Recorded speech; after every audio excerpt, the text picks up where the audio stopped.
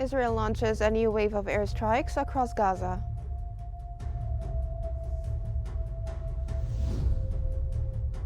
U.S. envoy Morgan Ortagus arrives in Lebanon.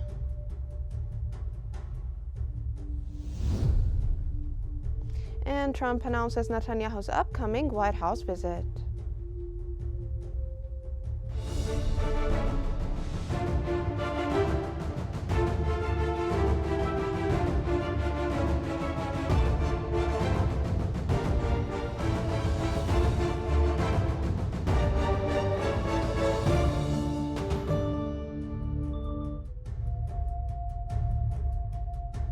It's 4 p.m. Cairo local time, and you're watching Qnews. We begin today's bulletin with the latest developments in Gaza.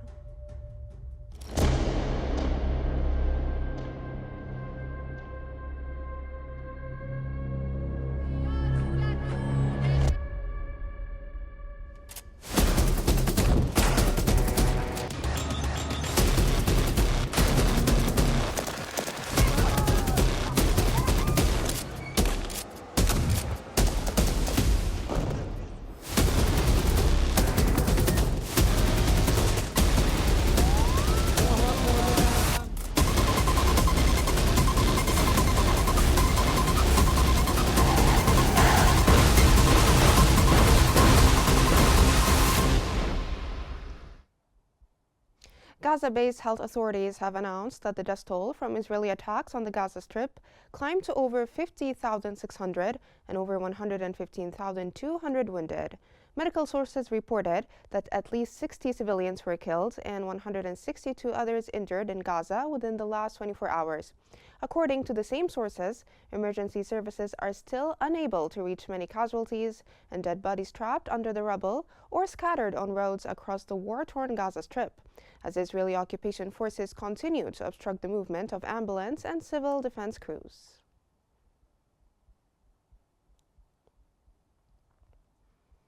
At least 15 Palestinians were killed in renewed Israeli airstrikes across Gaza, according to local health officials. 2 of the victims died in a strike near the entrance to Al-Aqsa Martyrs Hospital in Deir al-Balah. Israeli forces also expanded ground operations in both northern and southern Gaza, supported by air and artillery fire.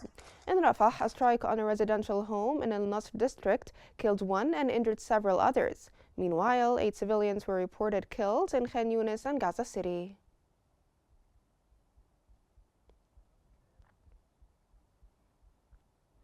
Footage retrieved from the mobile phone of a medic killed in Gaza has cast doubt on Israeli claims surrounding last month's attack on Palestinian rescue teams. Published by the New York Times, the video shows clearly marked ambulances and fire trucks with emergency lights flashing, directly contradicting Israeli assertions that the vehicles approached suspiciously and without signals. The remains of 15 aid workers were later found in a mass grave, having been killed in an Israeli strike on March 23rd. The Israeli army previously denied deliberately targeting the vehicles, claiming soldiers fired only after perceiving a threat.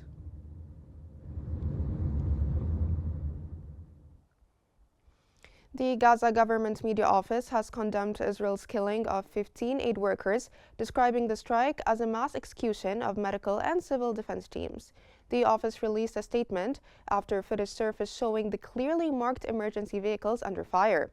It also held Israel and the United States fully responsible for the ongoing genocide in Gaza, calling for international accountability.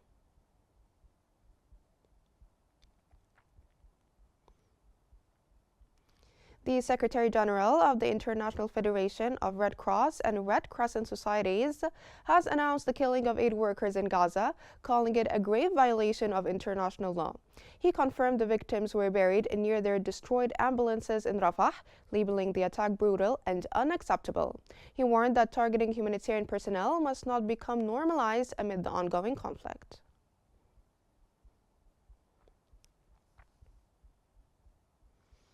Gaza's civil defense has accused Israeli forces of deliberately and increasingly targeting humanitarian workers since the resumption of hostilities. Officials say they face an impossible task in the absence of international protections, with many civilians still missing under rubble and no resources to recover them. The agency continues to appeal for international support and accountability.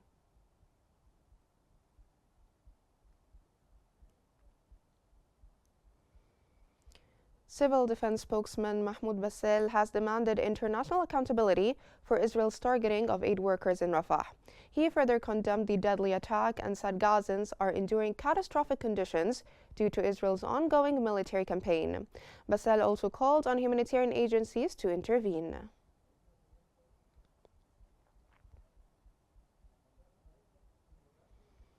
Gaza's municipal authorities have accused Israel of deliberately targeting water infrastructure amid its ongoing military offensive. The attacks have reportedly caused severe damage to wells and distribution networks, deepening the humanitarian crisis in the besieged enclave. The municipality urged international and human rights organizations to pressure Israel to allow urgent inspection and repairs to a main water line in the Shaja'iyya neighborhood. Authorities warned that water shortages are threatening public health and worsening living conditions for hundreds of thousands of residents.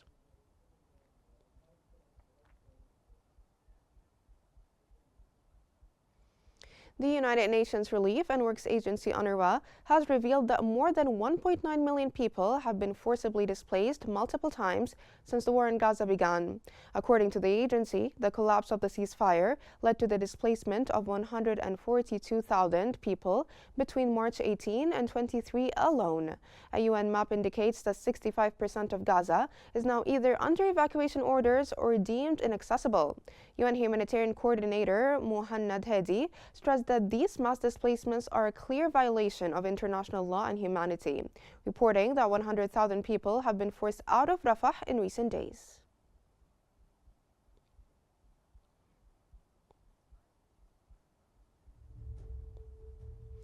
And for more analysis, we now move to Mark in our newsroom. Thank you very much, Selma. Good afternoon, everyone. We are now joined from Ramallah by the spokesperson of the Commission of Detainees and Ex-Detainees Affairs, The'et Shrata. Welcome to Q News. Thanks for being there with us.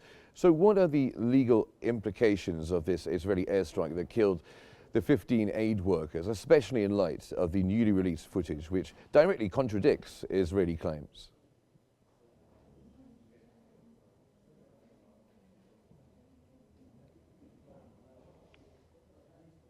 عفوا لم أسمع السؤال جيد.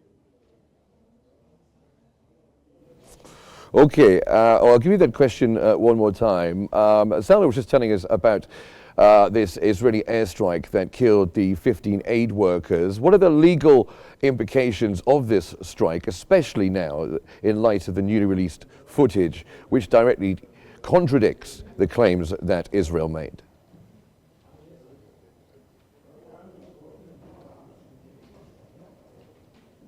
أنا أتمنى أن أكون قد سمعت السؤال جيدا ولكن إن كنت Very well. If you were asking about the agreement reaching the Gaza Strip and the detainees, the matters are still harsh and complicated. There is no response from the Israeli occupations regarding the proposals by the moderators and those who are supervising the calmness and the swap.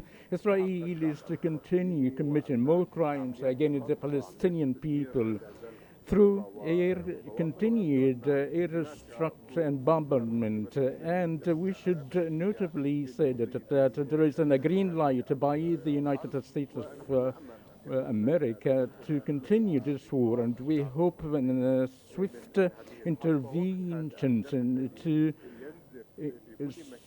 try to stop the bloodshed of the Palestinians throughout Gaza. The matters have become drastically and catastrophic.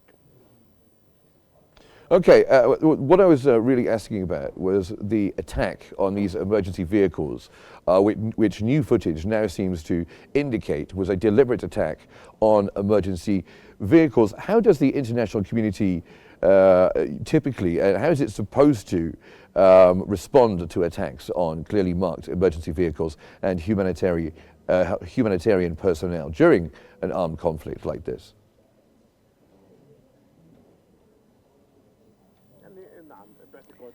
I think that the international community is failed towards its responsibilities for the Palestinian people, and we've noticed how they targeted the aid workers' teams clearly and blatantly, and such deeds goes under the systematic terroristic actions, despite the international convention regarding to provide protection of the aid workers and the paramedic and relief workers.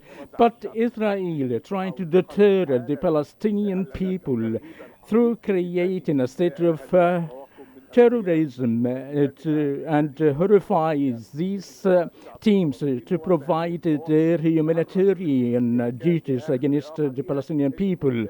And for even those people to try to send or to do their duties for saving the Palestinian people. This is a very dangerous matter, as the Palestinian people today is paying the Israeli extremist prices. But quite soon, the international community will pay the price of the Zionist apartheid, as Israel is posing a really threat of the international stability as well as the international system throughout the half year and past. Israel has breached all the international conventions and agreements, and therefore for the Palestinian people should force Israel to halt the bloodshed and the interventions of the international conventions and agreements, and should voice and move away of being silent. Okay, with over 1.9 million Palestinians now forcibly displaced, how sustainable is the current humanitarian response, and what risks do further displacement pose?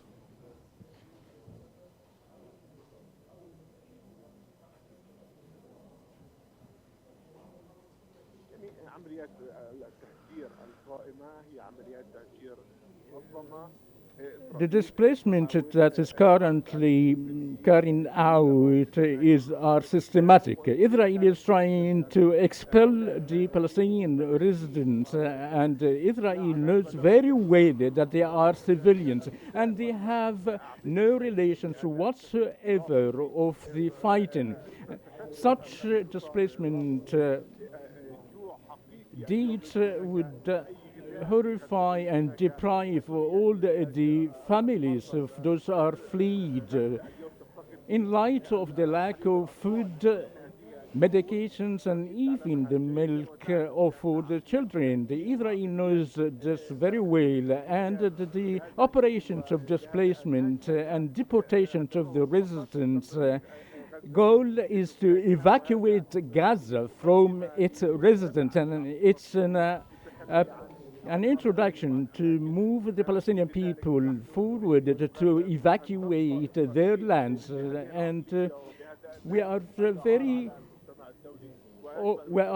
known that Israel this is an Israeli mentality, and for the international community should be aware that as we've lived several stages of expel confiscated lands and homes, and these matters are renewed in light of the Israeli occupation that push the Palestinian people in the Gaza Strip who abandoned their lands, and even Israel is going so far as long as the international community isn't going to move to stop this war and this bloodshed. Israel will continue their processes. Now, we've also seen footage of ongoing targeting of densely populated civilian areas. What does this tell us about the conduct and the objectives of the Israeli military operation?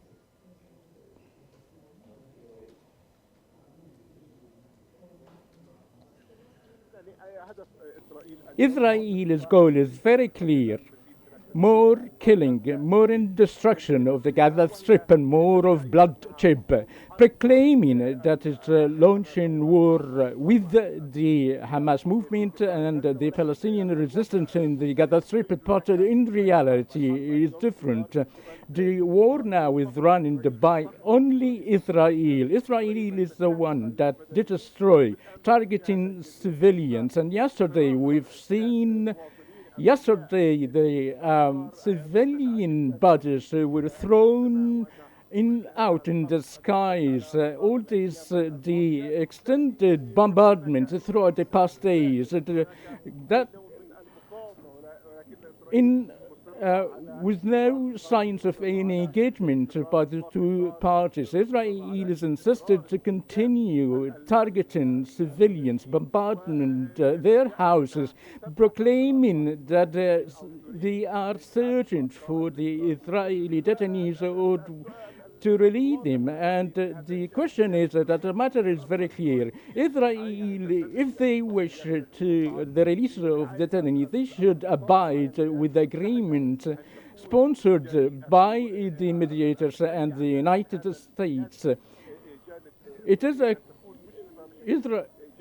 U.S. should supervise clearly and on agreement that would fulfill the satisfaction of all the parties as well as the international community. And the swap should be carried out and to abandon such a very crazy mentality of Israel having the green light by the United States.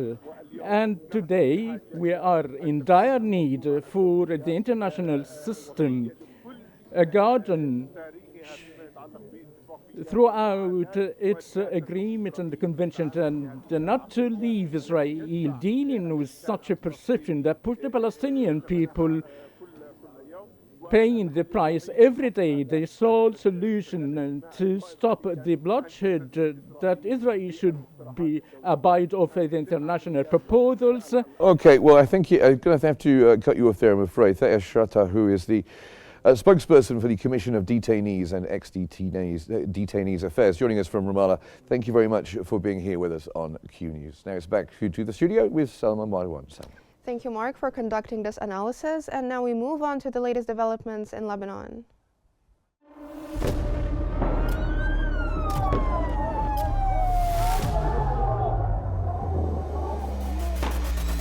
كل المستهدفين هن مدنيين. وضع شيء مرعب، شيء بخوف.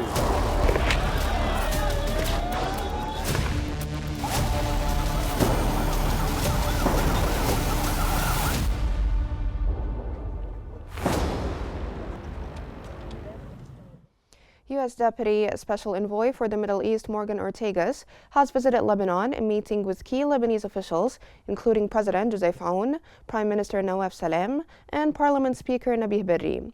The discussions came after Israel's airstrike killed a Hamas commander in southern Lebanon, further destabilizing a fragile ceasefire brokered by the U.S. between Israel and Hezbollah. The ceasefire has been under increasing strain in recent weeks.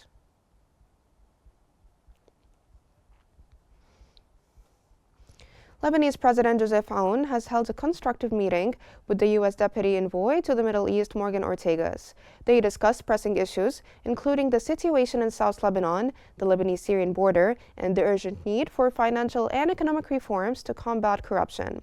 Prior to the official discussions, President Aoun and Ortagus had a private one-on-one session.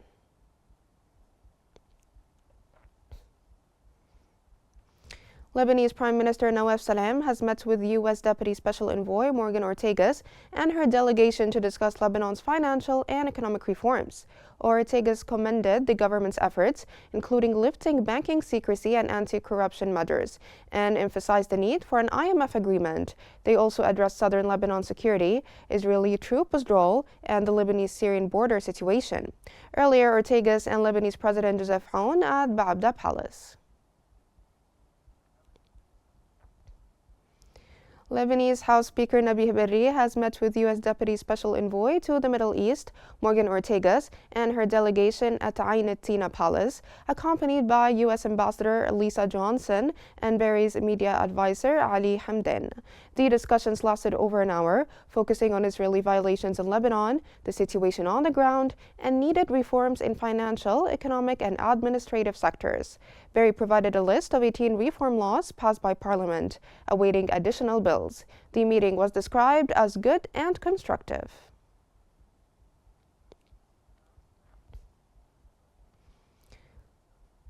Lebanese Forces leader Samir Gaga has met with U.S. Special Envoy Morgan Ortagus at his Ma'arib residence for talks on Lebanon's internal and regional issues. Accompanied by Deputy Assistant Secretary of State Natasha Franceschi and U.S. Ambassador to Lebanon Lisa Johnson, the meeting focused on implementing the ceasefire, enforcing UN Resolution 1701, and extending Lebanese state authority over its territory.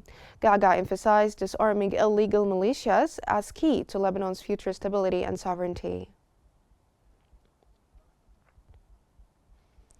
Lebanese Minister of National Defense Major General Michel Mansa has met with Director General of Public Security Major General Edgar Lawandos in Yarza. Mansa praised Lawandos' efforts in maintaining security and upholding professional and national principles. He highlighted the importance of the public security's role in safeguarding national security and emphasized the need for enhanced coordination among security agencies to improve performance and adapt to current challenges.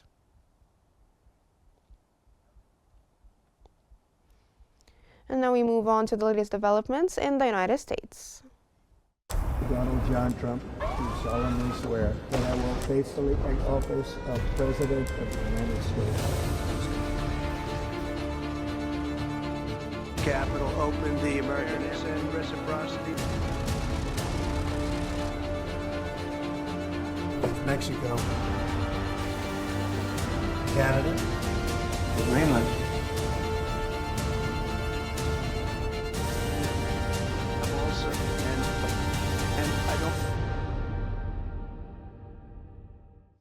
U.S. President Donald Trump has announced that Israeli Prime Minister Benjamin Netanyahu may visit the White House next week to discuss Israel-related matters. This visit, expected to take place on April 7th, would make Netanyahu the first foreign leader to meet with Trump in person to negotiate the removal of tariffs. Meanwhile, Trump expressed his belief that Iran now desires direct talks, as opposed to using intermediaries, after previously threatening Iran with military actions and tariffs. Israel, we'll speak about what's going on. That's another thing U.S. President Donald Trump has announced that ByteDance will be granted an additional 75-day extension to sell TikTok to a non-Chinese company or face a potential ban in the United States. Earlier, Trump had previously signed an executive order to ban TikTok unless its U.S. operations were sold to an American company. However, negotiations between ByteDance and the U.S. government continue, with no agreement reached yet, and legal considerations remain a key issue.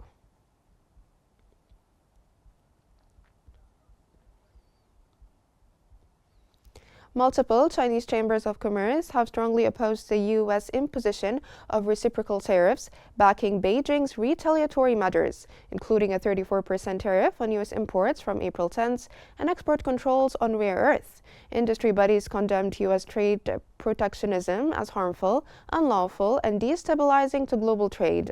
They urged solidarity among businesses, diversification of markets, and strategic upgrades to counter the impact and defend international trade rules and global economic stability.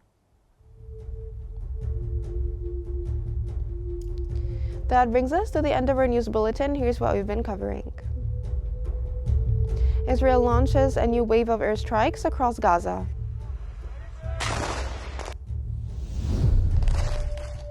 U.S. envoy Morgan Ortagus arrives in Lebanon.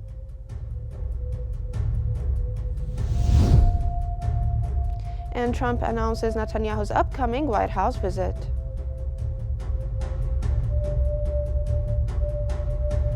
This concludes our news bulletin for the hour. Don't forget to follow Qnews on YouTube, Facebook, X, Instagram, and TikTok at QNewsEG to stay informed. Thank you for watching and stay tuned for more updates on Qnews.